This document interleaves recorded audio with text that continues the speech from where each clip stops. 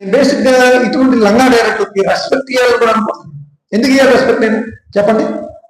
ఇది పెద్ద వీరుడు ధీరుడు ఆస్కార్ అవార్డు కొట్టినందుకు రెస్పెక్ట్ ఇవ్వాలా? సినిమా ఇండస్ట్రీ ప్రతిష్టని పైకి తీసుకెళ్లేందుకు రెస్పెక్ట్ ఇవ్వాలా? నిర్మాతలు రోడ్డు బయటకు లాగినందుకు రెస్పెక్ట్ ఇవ్వాలా? నేను అందుకే ఇటువంటి వాళ్ళకి అస్సలు రెస్పెక్ట్ తెలుసుకో. హాయ్ హలో అందరికి నమస్తే, వెల్కమ్ బ్యాక్ టు రివ్యూ నాకు యూట్యూబ్ ఛానల్.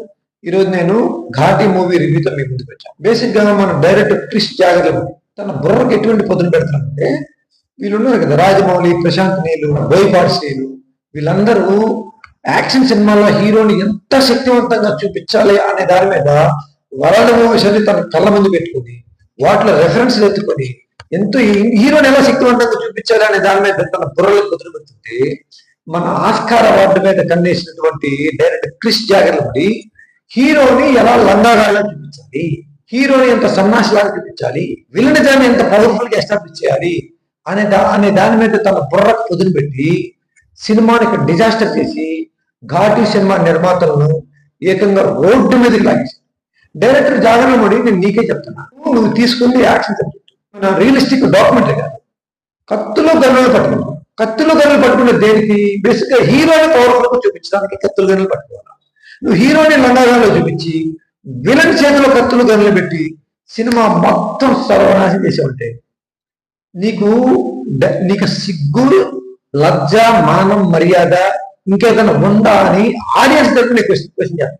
బేసిక్ గా కథలోకి వెళ్తే విలన్స్ ఒక ఎత్తైన పర్వతాల్లో పండే శీలావతి అనే గంజా ఆకులు పండించి వాళ్ళకు వందల వేల కోట్లని సంపద సృష్టించుకుంటూ హీరో ఉండే గ్రామంలో ఉండే ప్రజలందరినీ కట్టు బానిసలకు చేస్తూ వాళ్ళ చేత వ్యాపారం చేసుకుంటాం. కనీసం వాళ్ళకి రోడ్లు ఉండవు, వస్తువులు ఉండవు, పిల్లలకి స్కూల్స్ ఉండవు, ఏమేమి ఉండవు. హీరోలు అనుష్క ఏం చేస్తారు? మన గ్రామాన్ని మనం డెవలప్ చేసుకున్నాం, మనం వాళ్ళకి చాకరీ చేసే కన్నా మన సంపదను మనమే సృష్టించుకున్నాం అని చెప్పి సీక్రెట్ గా ఒక ప్లేస్ లో ఒక లిక్విడ్ గంజా తయారు చేసుకున్నాం అంటే అది విలన్స్ తెలుసు. విలన్స్ అక్కడికి వెళ్ళి హీరోని చంపేయడానికి విశ్వ ప్రయత్నం చేస్తారు. ఆ సీక్వెన్స్ లో ఏం జరుగుతుంది? హీరో ఎదురుదారి చేస్తారు. ఆ ఎదురుదారి చేసే ప్రాసెస్ లో అనుష్క అనే హీరో విలన్స్ ని చావగొట్టేస్తారు. అక్కడే సినిమా విలన్స్ పూర్తిగా లేపేస్తుంది. నీ చేతికి దొరికారు విలన్స్ నీకు పూర్తిగా లేపేస్తే నీకు సినిమాలో ఇష్యూ అనేది ఉండదుగా, సినిమా క్లైమాక్స్ వెళ్ళిపోతుందిగా. అక్కడ విలన్స్ ని కళ్ళ ముందున్న విలన్స్ ని ఎందుకు వదిలేసి వచ్చావు? వదిలేయడం వల్ల ఏమైంది? అక్కడ హీరో క్యారెక్టరైజేషన్ అయిపోయింది. చేతికి దొరికిన విలన్ ని చంపాలి కదా, చంపితేనే కదా ఆ గ్రామ సమస్య అనేది సమూలంగా బయటకు వెళ్ళిపోద్ది. అక్కడ ఆ తప్పు చేసి నెక్స్ట్ హీరో పెళ్లి చేసుకుంటా ఉంటే విలన్స్ ఏం చేస్తారు?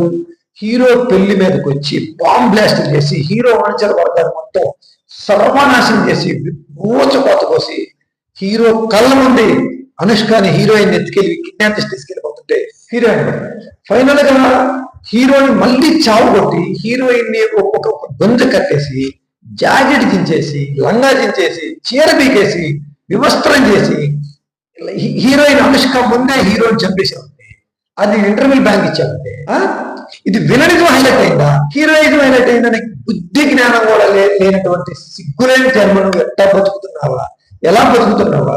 నీకు అసలు బుద్ధి సిగ్గు నాకు అర్థం కాదు. దాంతో ఏమైంది? ఇంటర్వెల్ బ్యాంకు అనుష్కని హీరో చంపేసి అనుష్కని గుడ్లను నింపేసి విలన్స్ వెళ్ళిపోయారంటే ఏమైంది? అప్పటి వరకు చేసిన ఇంటర్వెల్ బ్యాంక్ స్టోరీ మొత్తం కొలాప్స్ అయిపోయింది కదా. ఆ తర్వాత సెకండ్ హాఫ్ లో ఎంత లేపినా కథ లేకపోతుంది కదా. ఫస్ట్ హాఫ్ లో కథ పడిపోయింది, హీరోల క్యారెక్టరైజేషన్స్ పడిపోయినప్పుడు నీకు సెకండ్ హాఫ్ లో ఎంత లేపినా లేకపోతుంది కదా. ఇందులో శక్తివంతంగా చూపించాల్సినటువంటి పోలీస్ ఆఫీసర్ జగవతి బాబు క్యారెక్టర్ ఎలా చూపించారంటే ఇట్లా కొట్టుకుని చెప్తారు. ఆ కొజ్జ క్యారెక్టర్ కన్నా దారుణంగా డిజైన్ చేశారు. అసలు ఒకటి ఆ గ్రామ ప్రజలు ఎంత ఇబ్బందులకు గురవుతుంటే ఈ ఇంటర్వెల్ బ్యాంక్ లో హీరో నాశనం చేసి అనుష్క వాళ్ళకు రెగ్యులేషన్ తీసుకొస్తుంది. ఈ గంజాయి సాగుకు మేము రాము, ఎక్స్పోర్ట్ మేము రాము అంటే విలన్స్ ఊళ్ళో ఆగిపోతారు. విలన్స్ ఊరి మీద పడి పాతకు వస్తారు, పీకలకు వచ్చేస్తారు ప్రజలందరినీ. దానికి మళ్ళీ పోలీసులు విలన్స్ కి సపోర్ట్.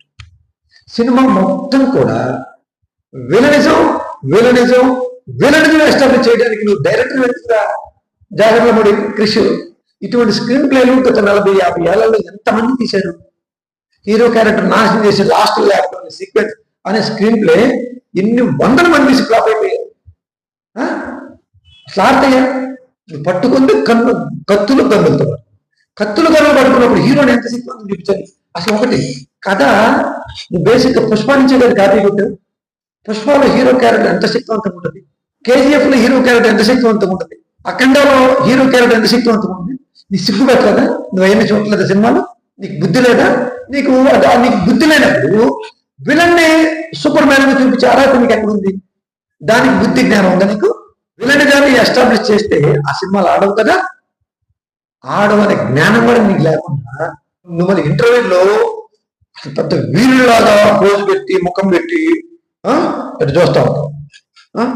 చెప్పండి అని పెద్ద ప్రపంచంలో ఉన్న క్రియేటివిటీ మొత్తం నీ బుర్రలో ఉన్నట్టు ఆ బుర్రలో నుంచి జ్ఞానాన్ని ప్రపంచానికి అందిస్తున్నట్టుగా నువ్వు మాట్లాడతావు. సిగ్గులేని నీకు ఎందుకు లాభిస్తావు? అప్పటికి ఈరోజు వీడియో నేను చాలా కూల్గా మంచిగా నవ్వుతూ చెబుతాం అనుకున్నాను.